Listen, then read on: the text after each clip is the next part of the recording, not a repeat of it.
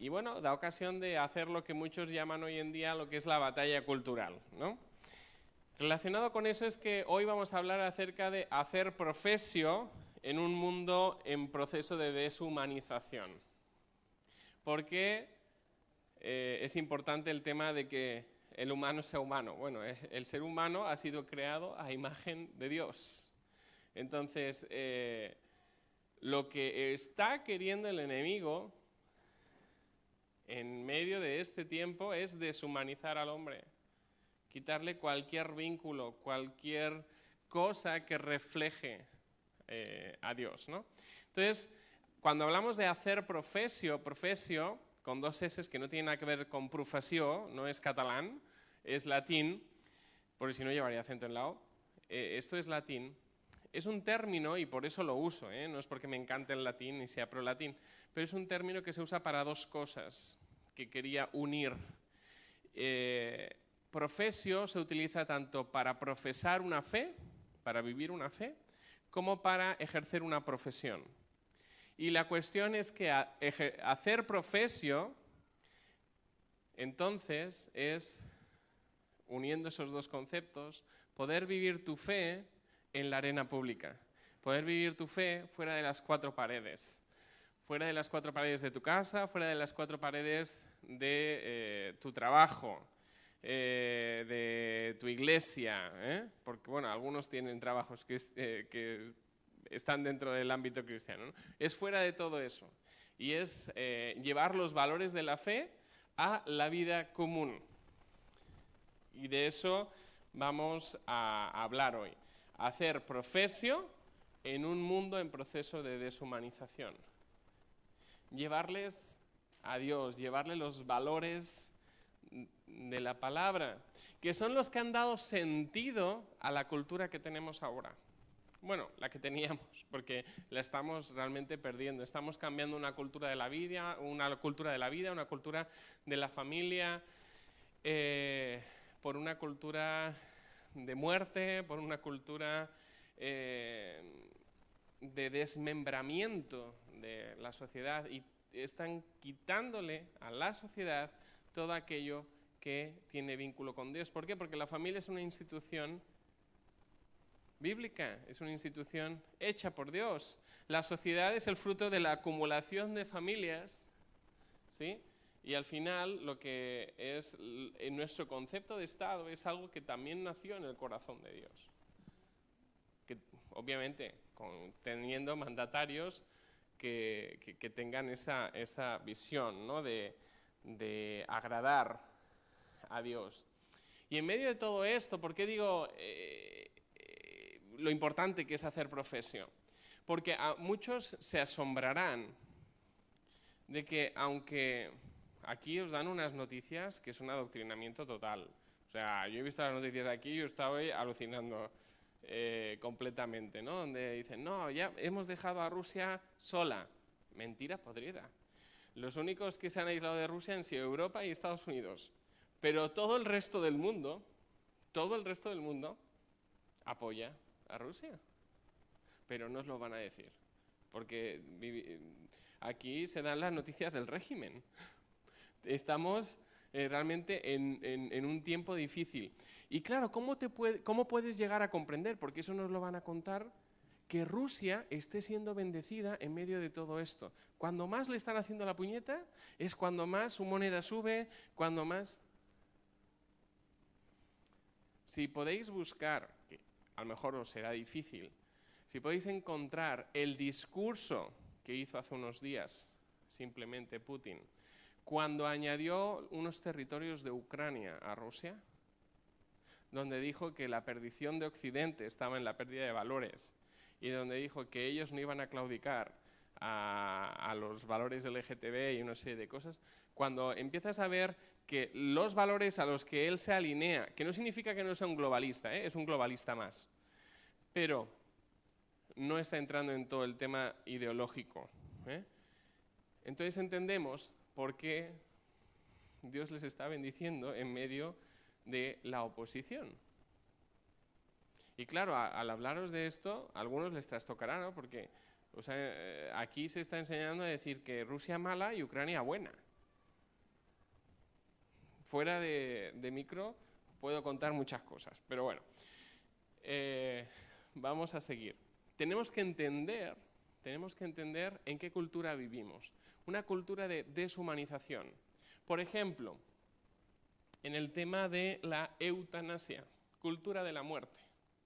¿Cuántos países están aceptando esa cultura de la muerte? Al menos 9 países, si puedes dejar la diapositiva. Al menos 9 países, entre ellos España, están aceptando la eutanasia activa. Eso significa que viene alguien y te inyecta algo o te da algo que te provoca la muerte, ¿no? Obviamente siempre con el consentimiento, entre comillas, del enfermo. Y no os extrañe que en los próximos años, no os extrañe que mucha más gente pida la eutanasia. ¿Por qué? Están empeorando el sistema de salud adrede, para que la única solución que quede para muchos sea eso, buscar la muerte. No se extrañe. España ahora mismo, el sistema sanitario español está a niveles tercermundistas. ¿Sí? En tan solo 2 años, que nadie se crea que eso es debido a la pandemia, porque todo eso ya ha pasado. Entonces, ¿ahora qué es lo que está pasando? Hay un complot. El otro día me preguntaban en la red, me decían, ¿en serio tú crees que todo esto es un complot? Digo, hombre, demasiadas casualidades todas juntas. Obviamente dan a entender que hay un complot. ¿Un complot para qué? No solo para deshumanizar, sino para reducir la población. Tenemos eso. Para algunos, tener 7.000 millones de personas en el mundo son demasiadas. Entonces, bueno, al menos en 9 países hay eutanasia activa y eutanasia pasiva hay en otros tantos países. La eutanasia pasiva debemos entenderlo bien, porque le llaman eutanasia, pero también tan eutanasia no es. O sea, me explico. Si tú necesitas una máquina para seguir respirando, es un método artificial. Yo personalmente, mi esposa sabe que en caso de necesitar estar conectado a una máquina para mantenerme en vida, mi voluntad es que no. ¿Sí? Porque es un método artificial. Eso no es que yo me esté buscando la muerte, es que si Dios no me mantiene como estoy, mejor me voy, ¿no? Y de hecho yo estuve en una situación cercana a la muerte, donde la doctora ya me dijo, no, pues habrá que intubarte. Y yo le dije, mire, usted no me intuba. Si me tengo que morir, me muero, pero en dignidad. Sin tubos ni cables por todos los lados. Porque después entonces se generan dilemas éticos. Claro, pero es que está viviendo, entre comillas, pero no está viviendo, por una máquina. ¿Qué hacemos? ¿Sí? Entonces la eutanasia pasiva es desconectar esas máquinas que mantienen artificialmente la vida. No es tanto esa parte de eutanasia, ¿sí? Entendemos la diferencia. Después, el tema de para que veamos esa deshumanización, ¿cuántos países tienen la capacidad o la voluntad o le dan permiso a las personas transgénero a cambiarse su nombre, etcétera, en el registro? Vemos cantidad de países aquí. En la mayor parte de Sudamérica, Europa, Canadá, Alaska, India y la costa oeste de Estados Unidos y Australia se puede cambiar la identidad legal sin requisito de cirugía previa, solamente porque lo sienten, ¿no? En la costa este, o sea, en la parte derecha, de Estados Unidos y Australia, China, Sudáfrica, el cambio de identidad sexual es legal siempre que haya cirugía previa como requisito, pero también lo permite. Es previa amputación de miembros que Dios ha puesto, ¿no?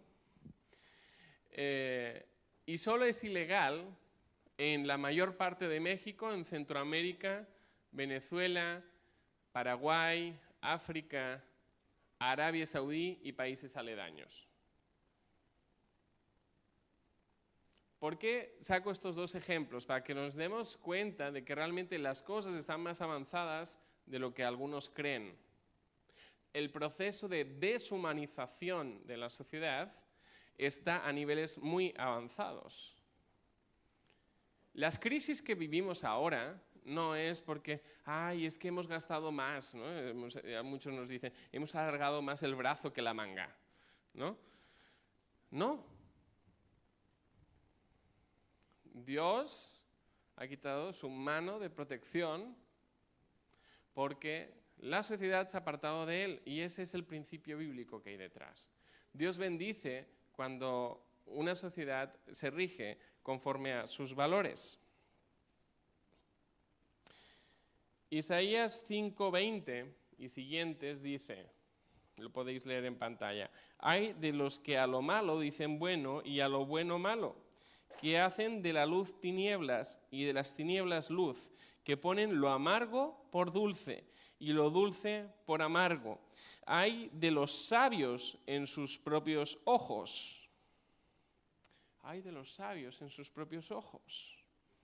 Y de los que son prudentes delante de sí mismos. Incluso algunos dicen, no, estamos haciendo bien, vamos por el buen camino. Todo esto es cuestión de derechos humanos. Buscad, por favor, cuando podáis, el significado de Laodicea. ¿Qué significa Laodicea? Es la iglesia de los derechos humanos. Buscadlo. ¿Qué es Laodicea? Estamos en ese tiempo, ¿no? Hay de los que son valientes para beber vino y hombres fuertes para mezclar bebida, los que justifican al impío mediante cohecho y al justo quitan su derecho. Eso es lo que estamos viviendo hoy. La justicia deja de ser justicia para amparar la injusticia, de forma que si alguien viene a tu casa y te ocupa tu casa, tú le vas a tener que estar pagando, estando fuera, el agua, el gas, la luz. ¿Sí? Estamos en ese desorden. Ese es el fruto del desorden moral. Pero entendamos mejor cuál es este contexto en el que estamos viviendo. Vivimos en un concepto de post-cristianismo. ¿Eso qué significa? Que todo lo que provenga del cristianismo es malo para la sociedad. Ni siquiera vamos a evaluar si es bueno o qué aporta. Es malo, de entrada. Algunos te justificarán, no, es que la iglesia, no, es que los curas, y también se inventarán, no, es que la Biblia la escribieron hombres. Cualquier argumento va a ser bueno para decir, todo lo que viene del cristianismo es malo. Después tenemos la postverdad. ¿Qué es vivir en una cultura de la posverdad? Es que la verdad ya no es relevante. O sea, que tú nazcas con pene o nazcas con vagina no es relevante. Lo importante es lo que sientas, lo importante es lo que pienses. O sea, toda verdad es relativa para la sociedad en la que vivimos. Las pruebas no son importantes. La ciencia, por tanto, la verdadera ciencia, no importa. ¿No? Te van a decir que tienes un grupo de expertos que están tomando medidas, pero ni hay grupo, ni hay expertos, ni hay grupo, ¿no? Sino simplemente hay dictadura, ¿no? Pero eso es gracias a la posverdad. Entonces, ¿qué es esa posverdad? Todo lo que tú sientas es la verdad. Vivimos en una sociedad así, donde al final cada uno tiene su verdad. Habréis escuchado ese argumento en televisión muchísimas veces. Es que yo tengo mi verdad. No, oiga usted. O sea, tú tienes su versión. ¿No? Usted tiene su versión, pero no tiene la verdad. A lo mejor, valorando la suma de todo lo que hay ahí, podremos llegar a algo muy cercano a la verdad. Pero la verdad absoluta solo la tiene Dios. Y después vivimos en una sociedad de posmodernidad. ¿Y eso qué significa? Es una sociedad en la cual se han cambiado todos los valores de la era moderna. Los valores de la era moderna, todos en Occidente, estaban basados en el cristianismo y la palabra de Dios. todas nuestras constituciones estaban basadas en la Biblia. Aunque algunos dirán, bueno, pero es que muchos de los que firmaron esas constituciones eran masones. Cierto, y en España también. La Constitución se firmó antes en una logia masónica que en el Congreso de los Diputados. Eso es cierto. Pero estaba basado en valores cristianos y valores bíblicos. Hoy en día hemos entrado en una dinámica de modificación de constituciones. Cada vez son más países, incluso algunos de vosotros diréis, no, en mi país lo han cambiado recientemente. El país del que vengo, ¿no? Entonces, estamos en esa dinámica. ¿Por qué? Porque a todo le quieren quitar cualquier relación que tenga con Dios o su palabra. Vivimos en esa época de la posmodernidad donde están cambiando los valores. Se está diciendo que no, es que son valores de igualdad. Falsa igualdad. ¿Por qué? Porque la igualdad no es decir, ay, no, es que, mira, pobrecito, entonces vamos a crear cuotas.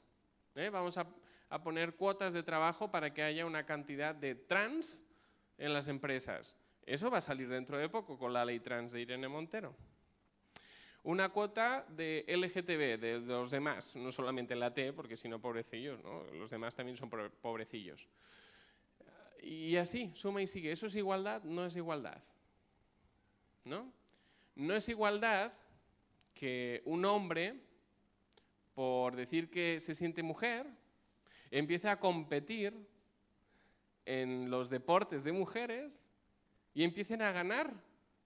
Porque obviamente, por genética, su complexión muscular, etcétera, no es la misma.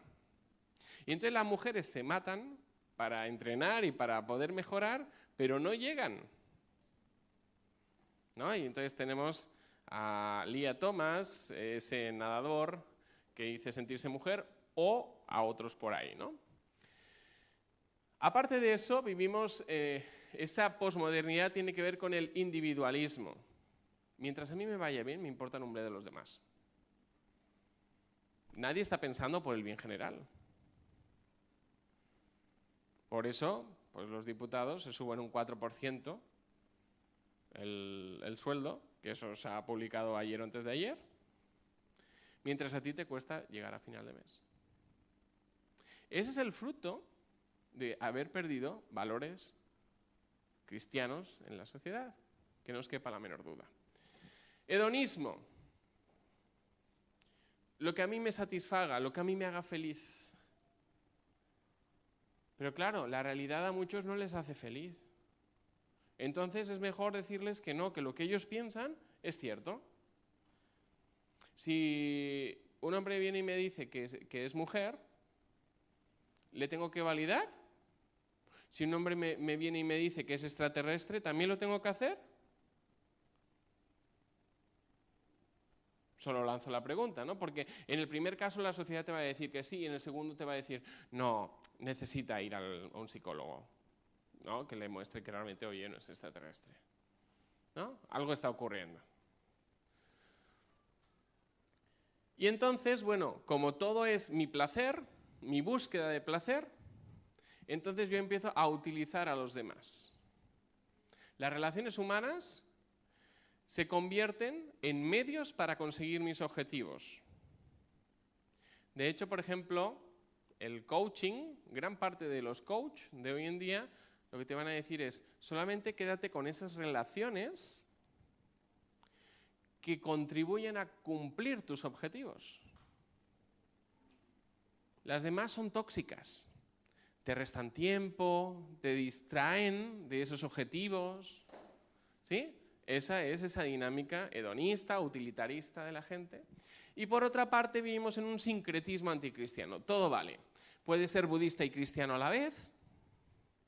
Yo he conocido gente así. Dice, no, es que yo soy cristiana y budista. Y entonces en una pared tienen una cruz y en la otra tienen un Buda. Y tanto pueden hacer meditación como que pueden rezar. El rosario, yo qué sé. ¿No? Todo vale. No, y si tú crees en en que los extraterrestres crearon el mundo, ¿no? Y bueno, y ahora están por volver, pues también, porque todo vale. Si a ti te ayuda y si tú crees que el contacto con la naturaleza es lo que realmente es importante, ¿no? Tipo Pachamama, Hononopono o cualquier otra perspectiva de esas, si a ti te sirve, adelante. Nos vamos a dar cuenta que en ese sincretismo, por eso he puesto anticristiano, todo vale excepto una cosa: la fe cristiana. Todo lo demás vale, eso no. Y qué casualidad entonces entendemos por qué los islámicos y las feministas están aliados. ¿Alguien lo entiende? Porque una cultura religiosa que incluso les explica cómo y cuándo hay que maltratar a la mujer, están aliados, compinchados con las feministas, de forma que la Comisión Europea, cuando hace publicidad para los jóvenes, saca a musulmanas con velo. Es muy sencillo. Tienen un enemigo común, y el enemigo de mi enemigo es mi amigo. Y el enemigo ese son los cristianos, es la palabra de Dios. Vivimos en ese tiempo, ¿no?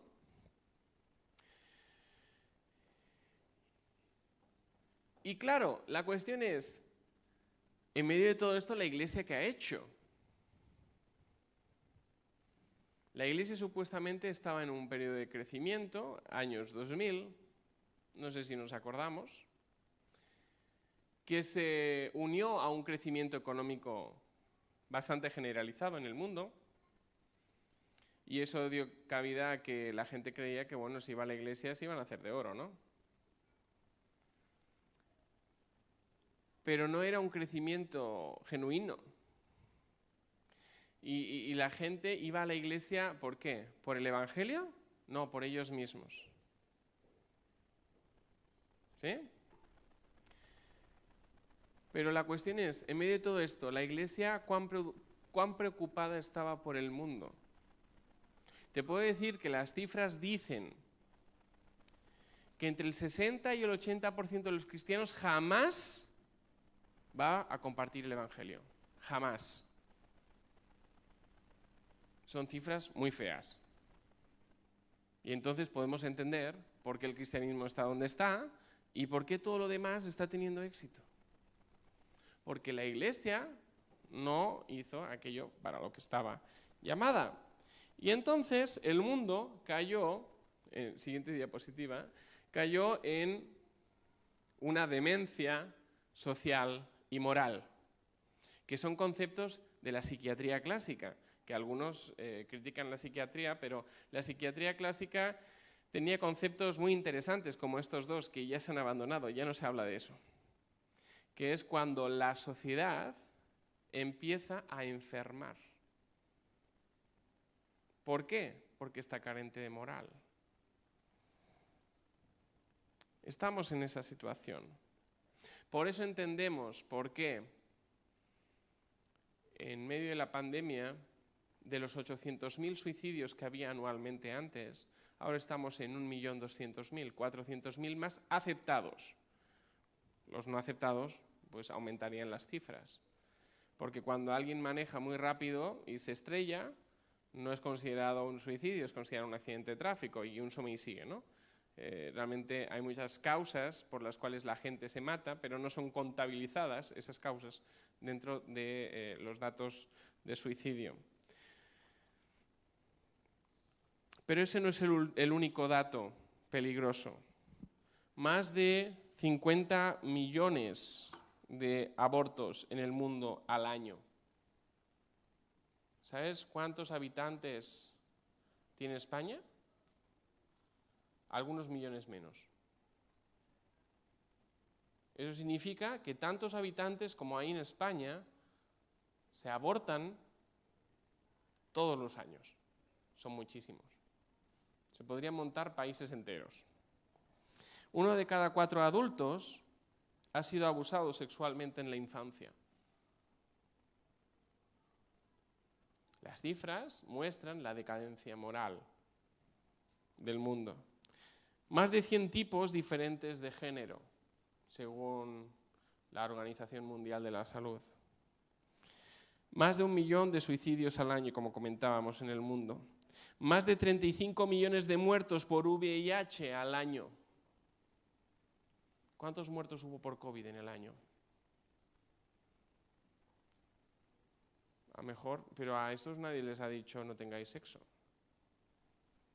¿No? Te dicen, oye, no os juntéis, poneros mascarilla, pero a estos nadie les ha dicho no tengáis sexo. Mucho menos ahora con el tema de la monkeypox, no sea que nos acusen de LGTBI-fobia, ¿no? Más de 100 millones de infectados por VIH al año. ¿Cuántos se infectaron de coronavirus? Podemos empezar a comparar datos. Porque, pues, hubo más muertes de VIH durante la pandemia que de coronavirus. Pero nadie dijo nada. Y eso dices, ¿y realmente entonces la gente que es que usaba mascarilla? No creo, ¿no? Más de 1.000 millones de dólares al año gastados en videojuegos en el mundo. ¿Cuántas disipaciones tenemos para calmar nuestras ansiedades, desesperaciones, desesperanza que tiene el mundo? Ese es el fruto de la decadencia moral. Porque esa decadencia moral ha llegado hasta el punto de que los jóvenes no tienen un futuro que se les esté prometiendo. El único futuro que se les dice es, mira, vas a tener apagones de hasta máximo 3 horas, las antenas de telefonía solo tienen batería de media hora en España, por tanto vas a quedar incomunicado, se te va a echar a lo mejor la comida a perder, suma y sigue. Ese es el futuro que se les está vendiendo, pobres. Aunque estudies, pues es que la que se viene encima, normal que haya desesperanza entre los jóvenes. Y más de 500.000 millones de dólares al año gastados en drogas en el mundo. ¿Cuántas enfermedades se curarían con ese dineral? Pero bueno, hay grandes intereses internacionales detrás de eso, ¿eh? Por eso no se acaba el negocio jamás. Fruto de la decadencia moral. Y algunos dirán, bueno, es que eso ha sido fruto de la casualidad, ¿no? Se han juntado todos los factores y ya ha resultado eso, como el que nace una seta en el campo, un hongo. Pues no, no ha sido así. Ha habido toda una estrategia. ¿Por qué? Porque el enemigo tiene servidores. El enemigo tiene servidores. Y lo que buscan es la destrucción del ser humano. Por ejemplo, vamos a hablar solamente de un tema, pero lo mismo podríamos hablar de otros temas para realmente desvelar que hay una estrategia del enemigo detrás de todo lo que estamos viendo. Hay una estrategia del enemigo. Claro, obviamente, hay de los que llaman a lo bueno malo y a lo malo bueno. Hay de ellos, ¿no? Pero hay toda una estrategia detrás. Se escribió hace no tanto, fue publicado en septiembre de... ¿Lo puedes ver tú ahí en la pantalla? Del 1990, no hace tanto, yo ya había nacido, así que no hace tanto, se escribió un libro que se llamó After the Ball, después del baile, y lo escribió un neuropsiquiatra y un especialista en marketing. Y establecieron la estrategia para todo el tema LGTB. Todo el tema LGTB, cómo hemos llegado hasta hoy, ya estaba programado en ese libro. Solo queda una cosa, la última frontera, que le llamo yo. La pedofilia, pero ya estamos cerca. con el último anuncio de Irene, ¿no? Que los niños tienen derecho a tener relaciones sexuales satisfactorias. ¿Perdona? Primero, un niño no debería tener relaciones sexuales. ¿Por qué? Porque ni comprende lo que es eso, ni tiene la voluntad desarrollada. No puede dar su consentimiento sobre algo que no comprende. Empezando por ahí. Y si aceptas ese hecho, que suena muy bien porque dijo después, siempre que sean consentidas, pero no pueden dar su consentimiento. Si aceptas ese hecho, estás aceptando la pedofilia. O sea, estamos ahí, en la última frontera de un diseño, de una estrategia que ya se planificó en los años 90. Vamos a leer, para que veáis algunas cosas de este libro. Pasa a la siguiente. Las conversaciones constantes crean la impresión de que la opinión pública está al menos dividida sobre el tema y que un bloque considerable, los ciudadanos más modernos y actualizados, aceptan o incluso practican la homosexualidad. Empezaron a introducir el debate en medios de comunicación. Empezaron a crear un debate que no existía, igual que el tema del debate de la eutanasia. ¿Cuánta gente ha pedido eutanasia? La cuestión es, no es tan importante eso, porque realmente la gente no lo pidió, y crear un debate falso, inexistente en la sociedad, sino quién se beneficia de eso. Las élites que quieren reducir la población, ciertas clínicas que se dedicarán a hacer eso, igual que con el tema del aborto. Hay intereses detrás. Se ha demostrado que los productos del aborto, lo que sale, pues se está utilizando para cosas. Los restos humanos se están vendiendo para hacer cosas. Entre ellas, algunas, pero jamás sabremos qué productos lo contienen, cremas. O sea que sin quererlo, mirad, están embarrando a toda la sociedad, haciéndola partícipe de sus pecados, aunque sea por ignorancia. Jamás sabremos qué lo contiene, porque lo que veremos es una no sé cuánto, o un código ahí que jamás vamos a saber qué significa cada código, ¿no?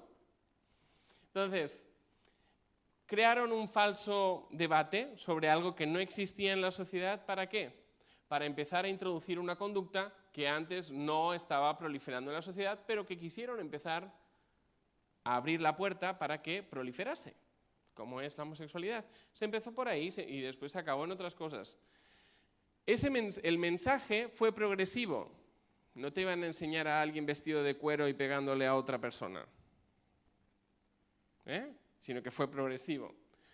Y es lo que dice la estrategia, hablar sobre la homosexualidad hasta que el tema se vuelva completamente agotador, donde ya la gente diga, vale, ok, ya no me voy a manifestar en contra porque ya estoy cansado, ¿no?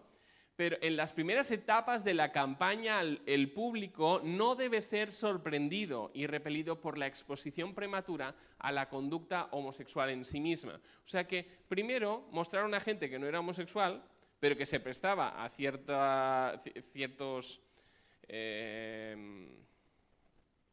spots publicitarios o cosas así, y que pudieran ser muy bien aceptados por la sociedad,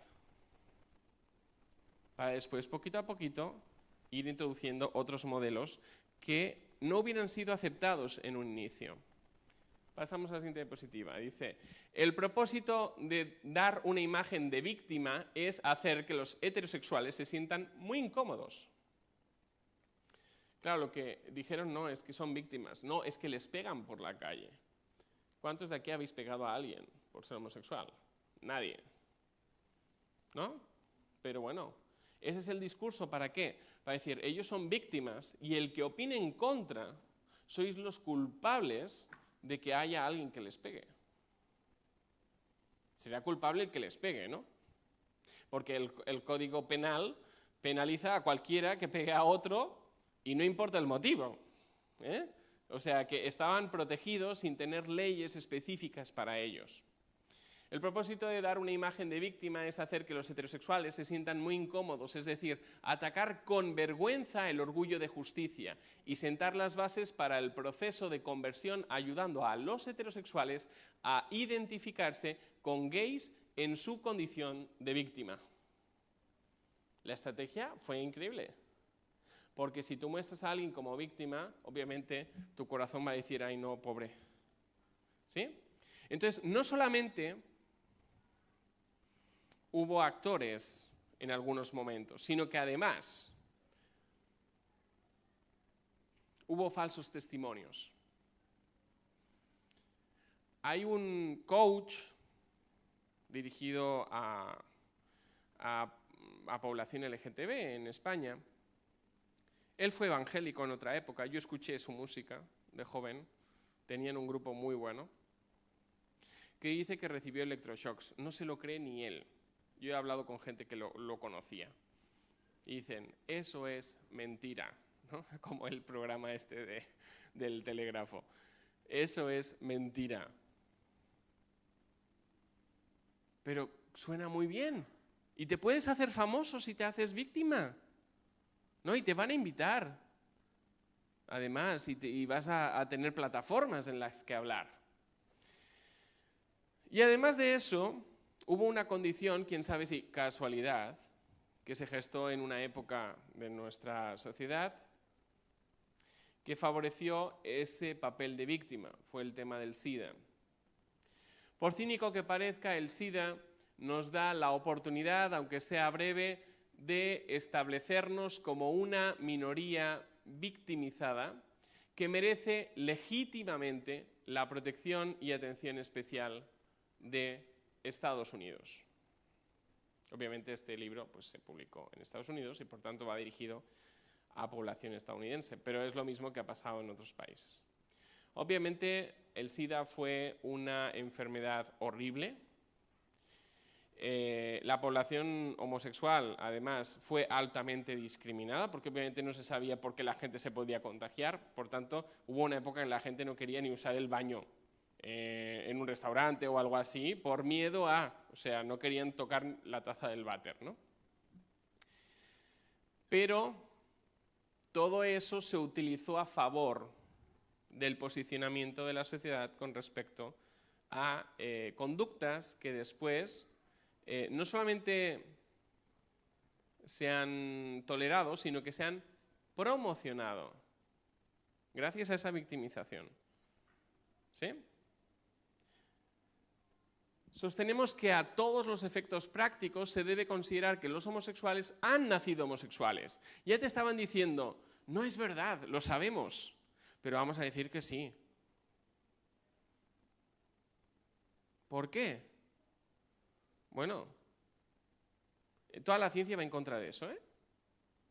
Todos los datos van en contra de decir que exista un gen, se intentó probar pero no hay, un área cerebral o un algo. No es así. Pero, a todos los efectos prácticos, se debe considerar que los homosexuales han nacido homosexuales. ¿Eso para qué se utilizó? Para victimizar todavía más a la población homosexual. Porque la sociedad no iba a aceptar que un homosexual fuera homosexual por decisión o gusto propio. Entonces se tenía que decir que nacían así. Se tenía que ir en contra de la ciencia. Obviamente yo siempre estoy en contra de cualquier discriminación, de cualquier maltrato, etc. Todo ser humano es digno de respeto por ser creación de Dios. ¿Sí? Pero bueno, debemos entender la estrategia, que es para lo que estamos. Aunque la orientación sexual para la mayoría de los humanos parece ser el producto de una interacción compleja entre predisposiciones innatas y factores ambientales durante la infancia y la adolescencia. Por desgracia, sugerir en público que se podría elegir la homosexualidad es abrir la lata de gusanos etiquetados como elecciones morales y pecado. ¿Sabían que entonces se dirían, pero claro, ante el hecho de decir es que se nace así, los cristianos no supieron cómo responder a eso. Era una mentira, pero no supieron cómo responder a eso. Y ellos sabían que no iban a saber responder, porque entonces les dirían, no, es que Dios los creó así. ¿Sí? Y ese es el gran argumento de los centros de culto inclusivos. ¿Tienen que mentir? ¿Tienen que mentir? ¿Mentir es una conducta cristiana? No. No son amadores de la verdad, obviamente, ¿no? Y darles a los religiosos intransigentes, claro, un palo para golpearnos, decían.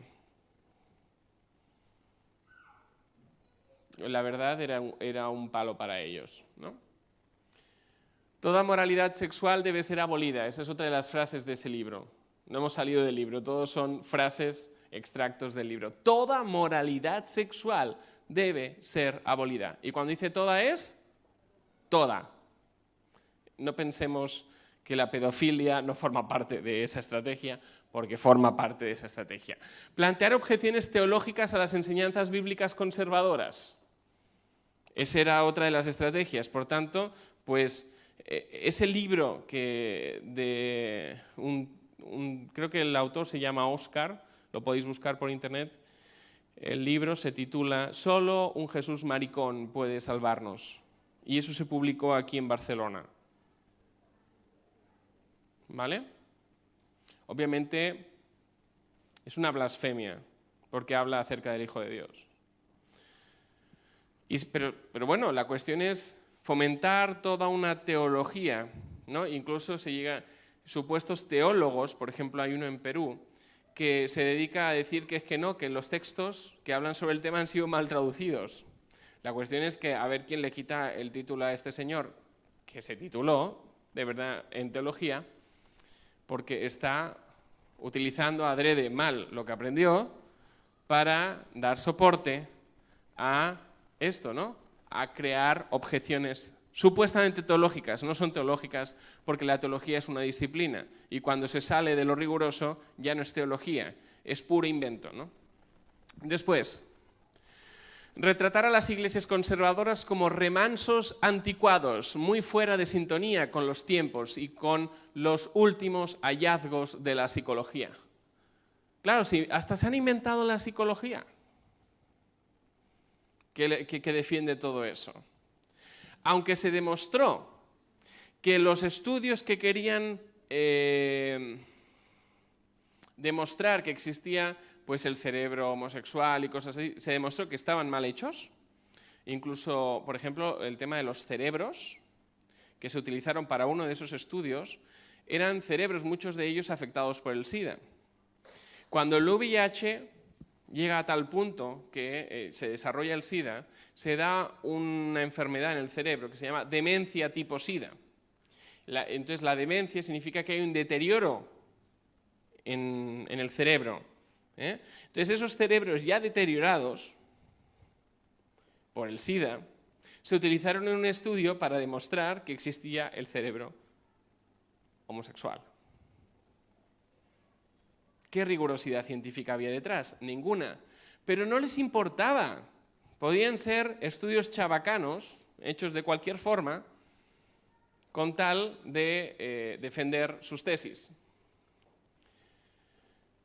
Retratar, vale, esto ya lo hemos leído. El objetivo, no, pasa a la anterior. Sí. El objetivo es hacer que las creencias y acciones de hate es odio, pues sería homofobia, parezcan tan desagradables que los estadounidenses promedio quieran disociarse de ellas, digan, no, es que estos son unos homófobos. Ni siquiera les vamos a escuchar.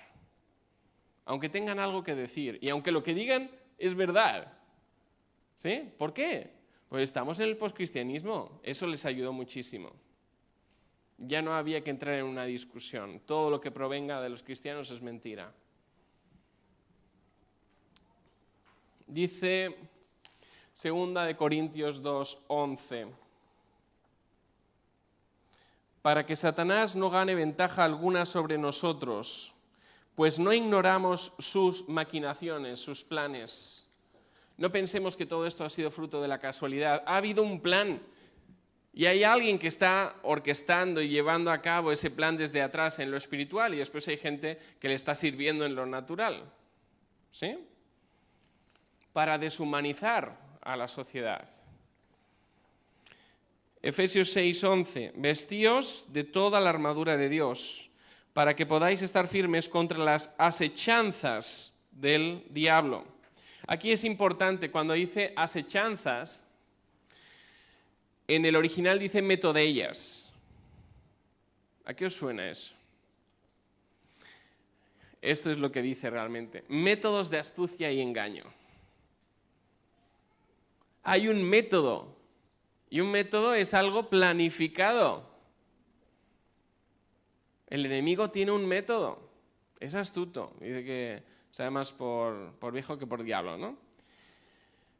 Tiene un método. Y lo mismo que ha pasado con este tema, el tema sexual, ha pasado con todo. ¿Creéis que es casualidad que todos los países hayan tomado malas decisiones por casualidad y nos hayamos ido todos a la ruina en estos 2 últimos años? No. Hay alguien detrás orquestando todo esto. No es casualidad. ¿Creéis que es casualidad que hay un tubito que mandaba gas de Rusia a Alemania y ¡puf! Y le echan la culpa a los rusos que ganaban dinero con eso? ¿No huele mal? ¿No huele a gas por ahí? ¿No? ¿Quién está detrás? A lo mejor el demente, porque ya no sabe ni si alguien está vivo o muerto. A lo mejor el demente que se le ocurrió decir en algún momento que lo podía llegar a volar. Y se ha volado. O sea, 2 más 2, 4. Y si te salen 5, mal vamos, ¿no? Pero en medio de todo esto, sabiendo el panorama que tenemos y sabiendo las estrategias del enemigo, la Iglesia, ¿qué tiene que hacer? Esa debe ser nuestra pregunta, ¿Pero qué hacemos? ¿No? Oye, no nos podemos quedar parados. Es hacer profesio, que es lo que propongo en el libro. Algunos dicen, no, es que la Iglesia no tiene que meterse en política. A quien Dios llame a meterse en política, que se meta. Pero es que no hace falta meterse en política para hacer profesio. ¿Sí? ¿Por qué? Porque el que está como profesor en la escuela y le dicen, oiga usted, tiene que enseñar que los niños y las niñas pueden tener pene o vagina como sea, ¿no? O sea, tanto una cosa como la otra. Pero usted es profesor de biología, ¿no? De naturales. Pues, ¿qué va a decir el profesor de naturales? Oiga usted, yo no puedo decir esto. Pero no solamente por mis valores, sino porque es la verdad. Los niños tienen pene, las niñas tienen vagina. Si tenemos que empezar a explicar biología en el Congreso, ¿qué es lo que está pasando? Ya vamos mal, ¿no? El médico que está en la seguridad social o en cualquier centro médico y sabe que hay peligro para algunas personas en algún tipo de sustancias o cosas que se están inoculando a la gente, tiene que decirlo. Yo he tenido pacientes que trabajan en la elaboración de cierto tipo de sustancias y me han contado cosas que no cuentan en los medios de comunicación. Y los conspiranoicos no son tan conspiranoicos. Pero claro, siempre es demonizar al otro, ¿no? En vez de escuchar sus argumentos. Pues entonces, ¿hay médicos conspiranoicos? ¿Es que no hicieron la carrera? ¿Nadie les va a escuchar porque ya se les cataloga de conspiranoicos? Están haciendo con ellos lo mismo que hacen con los cristianos. Cualquier tipo de disidencia de lo que quiera llevar el mundo, la élite, se le silencia. No tienes derecho a expresarte. Se acaba de aprobar una directiva en la Unión Europea para cancelar webs que hablen sobre todo sobre 2 temas y que obviamente no digan lo que ellos quieren que se diga, ¿no? Porque si dicen, no, es que los soldados rusos están desertando, pero no te van a enseñar el vídeo de gente que los están reclutando y hacen fiesta antes de ir, porque creen que están sirviendo a la patria. Te van a mostrar solo una perspectiva, lo que ellos quieran, ¿no? No dudo que haya gente que esté desertando, pero eso pasaría en todas partes. Entonces, solo sobre 2 temas. Uno, el bicho, y el otro, Ucrania. Qué casualidad. Es que algunos dicen, no, es que el franquismo fue muy malo, ¿no? Y el nodo era lo que era adoctrinamiento. ¿Y qué creéis que tenemos ahora? Tenemos el nodo. Lo que sucede es que antiguamente no se podían falsificar imágenes, pero hasta hoy en día se pueden llegar a falsificar imágenes. En Antena 3, en Espejo Público, y yo ese vídeo lo tengo, se llegó a sacar unas imágenes con unos tiroteos que eran un videojuego, pero estaban diciendo que eran reales. Y está demostradísimo. Imaginaos. Pero claro, como los videojuegos hoy en día son tan realistas, pues las emitieron, las imágenes, y ¿tú crees que se retractaron? En ningún momento. En ningún momento se retractaron. Dijo Charles Spurgeon, que no, aunque lo diga Charles Spurgeon, o lo dijera en su momento, no es no bíblico, porque acordaos de ese texto que decía, ya sea que comáis o bebáis o hagáis cualquier otra cosa, hacedlo todo para la gloria de Dios. Dijo, para un hombre que vive con Dios, nada es secular, todo es sagrado. ¿Sí? Entonces, porque algunos dicen, no, es que yo soy cristiano, pero en mi iglesia, y hacemos nuestros cultos y tal. Tú eres cristiano allá donde vayas, y tienes que actuar con verdad, con justicia, con fe. ¿Sí? Entonces, cada uno donde Dios le haya puesto, obviamente. Dios no te va a pedir nada que no esté en tu mano hacer.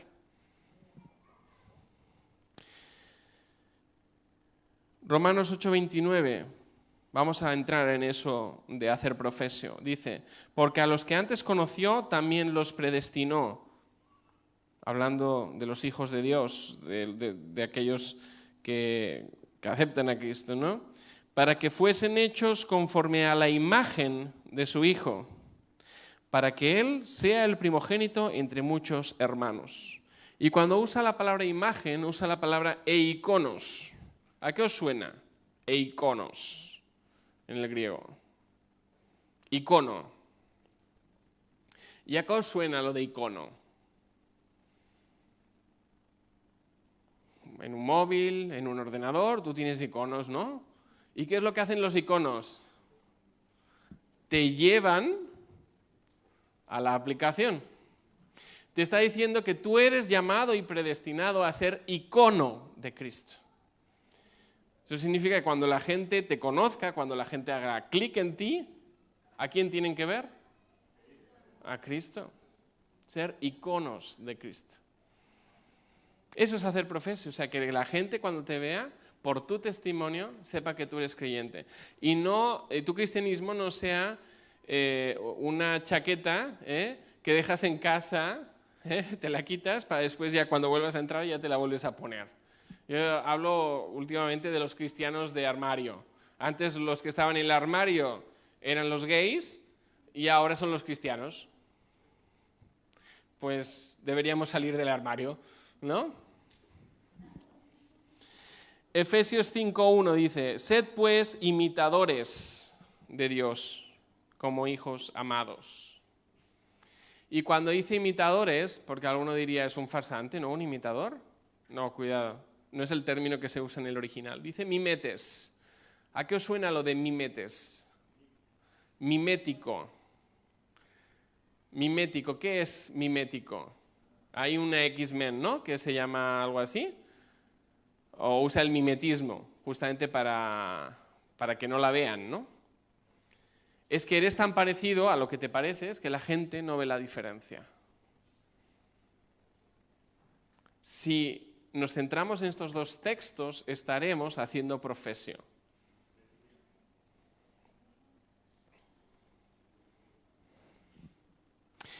Y la cuestión es que eso es lo que debemos hacer, pero Efesios 5 nos dice qué no debemos hacer también. Efesios 5.7 y 5.11. En los dos textos, y yo os invito a que en casa os podáis leer toda esta parte del capítulo 5 de Efesios, dice, no seáis pues partícipes con ellos. Y después dice, o sea, con la gente que peca, ¿no? Con el mundo. Dice en el 11, no, espérate, en el siguiente, está mal, ¿eh? El primero es el 7 y el siguiente es el 11. Dice, y no participéis en las obras infructuosas de las tinieblas, sino más bien reprendedlas. Lo que dice en el original es exponedlos. Pero veamos lo que dice en el original. Primero vemos que nuestro participéis de Reina Valera son dos participéis diferentes. Porque el primero viene de sumetochos y el segundo de subkoinoneo. ¿Y a qué os suena eso de subkoinoneo? A koinonía. ¿Y qué es koinonía? Tener comunión. Vale. El segundo lo podemos entender también por el tema de reprendedlas. Eso es lo que nos va a marcar la diferencia entre uno y otro, ¿no? Obviamente, si miramos lo que significa cada término, lo vamos a ver. El primero tiene que ver con participar activamente en el pecado. No pequéis, ¿vale? Eso lo tenemos clarísimo los creyentes, ¿no?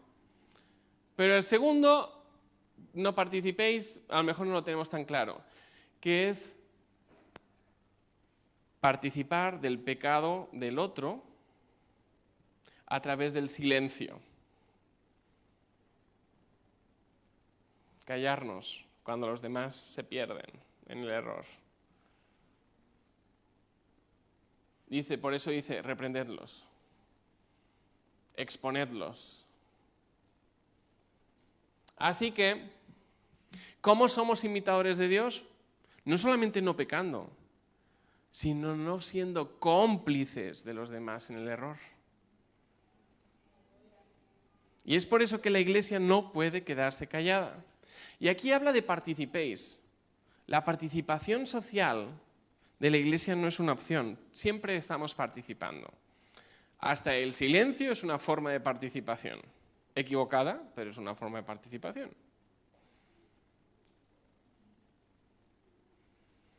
Por eso cuando hacemos profesio debemos no solo mostrar a Cristo en nuestras obras, sino mostrar verdad al mundo en medio del error, llevar luz donde hay oscuridad. Por eso somos llamados a ser sal y luz. Algunos en medio de todo este contexto usan estrategias equivocadas que no son hacer profesio. Algunos dicen, no, oramos para que Dios haga la obra. No solo oremos, hagamos también la obra de Dios. Otros dicen, bueno, aquí 1 Corintios 6:5 es algo revelador al respecto. Dice, oye, es que entre vosotros no hay nadie que pueda juzgar esto. No vais a hacer nada, ¿no? No hay nadie sabio entre vosotros. Algunos dicen, no, lo que vamos a hacer va a ser enfocarnos dentro, enfocarnos en las familias de la Iglesia. Pero es que las familias de la Iglesia, ¿cómo les va a ir bien? ¿Tú crees? ¿Tus hijos tienen que ir a la escuela? ¿Cuánto tiempo pasan en la escuela y cuánto tiempo pasan en casa? Pasan más tiempo en la escuela. Entre la escuela y extraescolares, todavía más. Entonces, ¿realmente creemos que podemos meter a nuestros hijos en una burbuja? No. Debemos participar socialmente para preservar el mundo, que es ser sal y luz, para que no se deteriore y para que nuestros hijos puedan vivir cristianamente en este mundo. Porque si no les va a ser imposible. Les va a ser imposible. ¿Sí? Ester 4:14, porque si callas absolutamente en este tiempo, respiro y liberación vendrá de alguna otra parte para los judíos, mas tú y la casa de tu padre pereceréis. Ella, a lo mejor se le pasó por la cabeza, ¿no? De decir, bueno, yo estoy bien, a mí no me va a tocar esto. Pero le dijeron, che, cuidado. Cuidado porque si te callas vas a perecer. Y quién sabe si para esta hora has llegado al reino. Y quién sabe si para esta hora no es casualidad que tú hayas nacido en esta época. Es para hacer algo, ¿no? Y hay otra, ¿no? Estrategia. No, ya los de la denominación ya harán, dirán algo, sacarán un comunicado o no sé qué. ¿No? No. Tú estás llamado a actuar donde Dios te ha puesto. Cada uno donde esté. Dios no le va a pedir, como decía antes, cosas que no estén en su mano. Pero hay muchas cosas que están en nuestra mano. Y además también ahí nos deberíamos replantear todo aquello que decíamos. No, es que, hijo, no te dediques a la abogacía. Hay mucha corrupción en los juzgados. Hijo, no te dediques a la psicología. Hijo, no te dediques a la política. Necesitamos estar en todos esos lugares para ser sal y luz. ¿Sí? Por eso es importante invertir en las siguientes generaciones para que ocupen esos lugares, puedan ser sal y luz. Puedan ser Danieles en Babilonia. Cuando yo era niño, hablaba como niño, pensaba como niño, juzgaba como niño, más cuando ya fui hombre, por tanto, no voy a delegar las cosas en otros porque ya soy hombre, dejé lo que era de niño. Dejemos de delegar en otros lo que Dios pone en nuestra mano. Y seamos sal y luz. Mateo 5, 13 al 14 dice, vosotros sois la sal de la tierra, pero si la sal se desvaneciere, ¿qué es la sal? La sal enriquece, la sal nutre, la sal alimenta. Sin sales, la tierra no da fruto. La tierra se empobrece. Vosotros sois la sal de la tierra. Dice, si la sal se desvaneciere, ¿con qué será salada? No sirve más para nada, sino para ser echada fuera y hollada por los hombres. Cuando la tierra ya no da fruto, ¿qué haces? Sacas y pones otra, ¿no? Entonces solo queda ser para ser pisoteada, solo sirve para los caminos, para allí donde no tiene que crecer nada, solo para ser pisoteada. Ahora entendemos por qué la cristiandad está siendo pisoteada. Cuando la iglesia ha sido llamada a resplandecer, a ser sal y luz, dice, vosotros sois la sal del mundo, la luz del mundo. No una luz que escondamos, una luz que pongamos en alto para que la gente la vea, ¿no? Una ciudad asentada sobre un monte no se puede esconder. Si la iglesia fuera luz, sería visible. Pero no está siendo visible en este tiempo. Hubo un diputado en México que hace unos días se vistió de obispo católico para reclamar respeto a la comunidad trans. ¿Pensamos la incoherencia? ¿La falta de respeto que tuvo para pedir respeto? ¿Pero qué te puedes creer que la Iglesia Católica no dijo nada? ¿Y qué os podéis creer que cuando la ministra Irene Montero dijo lo que dijo sobre los niños, salió la conferencia episcopal justificando? No, eso no es lo que quería decir. A ver, deja que la persona diga si es lo que quería decir o no. A ver si tú me vas a decir que la otra persona quería decir o no quería decir. Cuando tuvo oportunidad de rectificar, no rectificó. Por tanto, lo que dijo lo quería decir. Y por eso tiene 4 demandas ya interpuestas la ministra. Dios quiera que prosperen.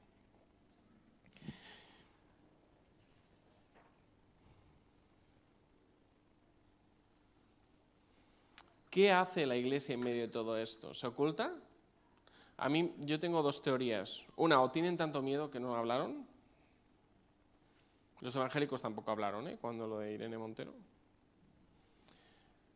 O están tan coludidos recibiendo dinero público que no están interesados en perder el dinero. Prefieren el dinero a la salvación. Y eso es muy triste. ¿Sí? Hechos 13:47. Porque así nos ha mandado el Señor diciendo: te he puesto para luz de los gentiles. Para luz del mundo, para luz de los no creyentes, a fin de que seas para salvación hasta lo último de la tierra. ¿Es opcional que la Iglesia participe en esto que llaman la batalla cultural? No es opcional. ¿Por qué? Porque estamos llamados a llevar salvación al mundo. Y el mundo está siendo perdido por esas ideologías y por tanto debemos batallar contra esas ideologías. Con todas las armas que Dios nos da. Y una de ellas es la verdad. Una de ellas es la verdad. Obviamente debemos orar también. Pero una de ellas es la verdad. Dijo Dietrich Bonhoeffer, en mi libro hay 3 caras en la portada. Una es Martin Luther King.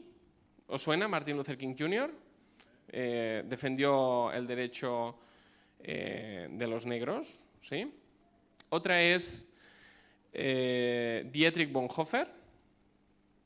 Ya estaba bien tranquilito en medio del nazismo en Alemania. Él estaba en Estados Unidos y sintió que tenía que ir a Alemania. Tenía que volver. Y formó parte del complot para matar a Hitler, aunque lo mataron a él. Y hay una tercera, Corrie ten Boom, que es la menos conocida. Corrie ten Boom puso en riesgo su casa, su familia. Su padre, su hermana y ella estuvieron ocultando a judíos para sacarlos del país en medio del nazismo. Corrie ten Boom y su hermana acabaron en campo de concentración. La hermana acabó muerta. Y ella no solamente tuvo que vivir eso, sino que además cuando salió, y ya pasó todo, en un culto se encontró con uno de los guardias que las había torturado.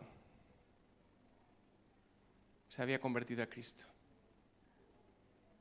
Tuvo que perdonar a esa persona. Corrie ten Boom fue sal y luz en su tiempo. Y por eso hoy hablamos de esos 3. De los cobardes no se ha escrito nada. Dice que solo el reino de los cielos, solo los violentos lo arrebatan, ¿no? Y Dietrich Bonhoeffer, que ya os lo acabo de mencionar, dijo: el silencio ante el mal, recordemos ese segundo partícipe de ser cómplices a través del silencio. El silencio ante el mal es en sí mismo malo. Dios no nos tendrá por inocentes. No hablar es hablar. No actuar es actuar. Ese es un llamado para la iglesia de hoy, hacer profesión. Y el propósito de escribir ese libro no fue hacerse rico, porque nadie se hace rico, ya os digo. Ahí metes dinero y metes dinero y metes dinero y solo metes dinero. El propósito fue llevar el mensaje, que no es más sino cumplir una de las 2 Es que forman parte de la misión de la iglesia. Hay 2 Es. Una es la edificación, esa la tenemos muy clara, edificación mutua entre los hermanos, y la segunda es el evangelismo. Es ese ser sal y luz. Estamos llamados no solo a trabajar para adentro, sino a trabajar para afuera. Eso es hacer profesión. Es profesar nuestra fe en la arena pública, sin miedo. Y eso nos pondrá en riesgo, muchas veces. Riesgo para perder tu profesión, riesgo de que te pongan una multa porque te hayan denunciado. Y además en este país se ponen multas administrativas sin pasar por el juez, demostrando que realmente haya culpabilidad. Hubo una profesional que ayudaba a personas que voluntariamente acudían a ella para resolver ciertos conflictos personales. Muchas de estas personas eran LGTB, querían dejar ciertas cosas atrás y la denunciaron y le pusieron una supermulta, ¿no? Gracias a Dios eso se llevó a los tribunales y la multa se quitó. Pero de momento le pusieron la multa. Gracias a Dios por aquellas personas que le donaron ese dineral que ella no tenía para pagar esa multa y después ella denunció para que devolvieran ese dinero. Pero así estamos. Hay que ser valientes. No hemos venido para quedarnos. Nadie dijo que el camino fuera fácil, más bien todo lo contrario. La puerta es estrecha, angosto el camino. Pero tenemos un futuro glorioso por delante. Un futuro con Cristo. Y nada de este mundo, nada que este mundo nos pueda dar o nos pueda quitar. Porque cuando no pueden sobornarte, entonces es cuando viene lo otro. Vale perder la salvación. Vale perder ese gran galardón que tenemos esperándonos al final de la carrera. Ese es el llamado. Y obviamente ahí hablo de estrategias, hablo de no seguir el lenguaje del mundo, entre otras cosas, ¿no? Porque sin querer entramos en su dinámica. Llevamos al aborto interrupción voluntaria del embarazo, como si fuera el botón del pause, ¿no? ¿Os acordáis del VHS o del cassette?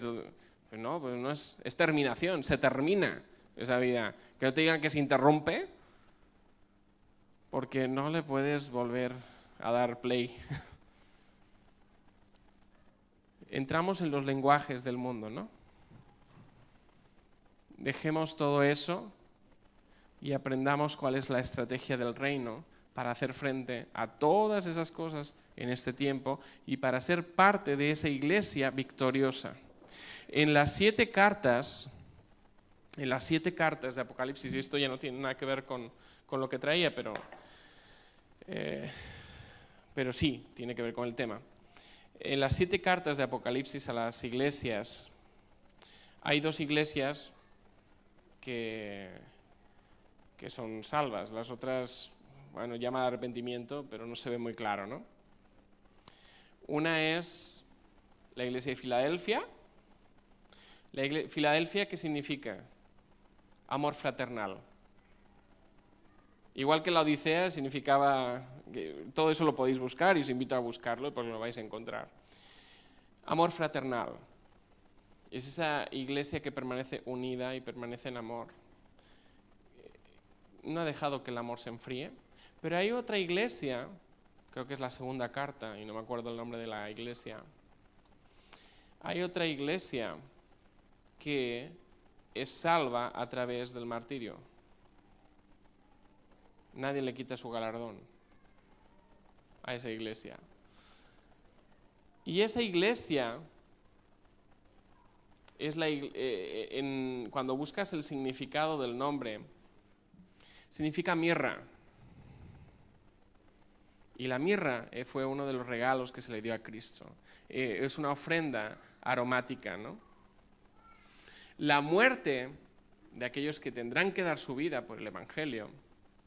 Los de la iglesia de Filadelfia dicen que van a ser librados en la hora de la prueba, ¿sí? Y que después, además, los de la falsa iglesia, la iglesia de Satanás, van a poder ver que Dios la ha amado, ¿sí? Esa iglesia va a ser incienso, va a ser ofrenda agradable al Señor. ¿Quién sabe si tú o yo vamos a ser la iglesia del martirio o la iglesia de la que, para testimonio a los demás, se va a mantener en pie? Pero igualmente, el objetivo es mantenernos en pie. Ambas iglesias se mantienen en la verdad. Ambas iglesias no claudican ante la mentira. Es Dios quien les salva en la hora de la prueba. No son sus propias estrategias o aquello de, bueno, hablo a medias para que no me pillen, ¿no? No es eso. Entonces, bueno, Ya sea que tengáis o no tengáis el libro, da igual, ¿vale? Lo que sí que el contenido es el que tiene que llevar, es que hagamos este profesio. De hecho, he traído unos ejemplares, quien lo quiera lo podrá tener, ¿vale? Es que hagamos profesio. Y bueno, pues quien también le interese seguir algo más, yo hablo bastante claramente todo lo que puedo, a veces no tanto, porque si no, pues se perjudican los canales, ¿no? De Facebook y de no sé qué y de tal, pero Telegram lo aguanta todo. Por eso digo, quien tenga Telegram ahí también puede seguir. El futuro es de los... De momento. Ahí pueden seguir también el futuro es de los valientes. Y por eso lo llamé así. Me basé en ese texto que dice, el reino de los cielos solo los violentos lo arrebatan. Y es un texto muy curioso. Violentos. Solo los violentos. Respondamos al llamado de Cristo en esta noche y tomemos esa decisión de no claudicar ante la mentira, no claudicar ante el engaño, no claudicar ante las tinieblas, para que la verdad, la justicia, el bien prevalezcan.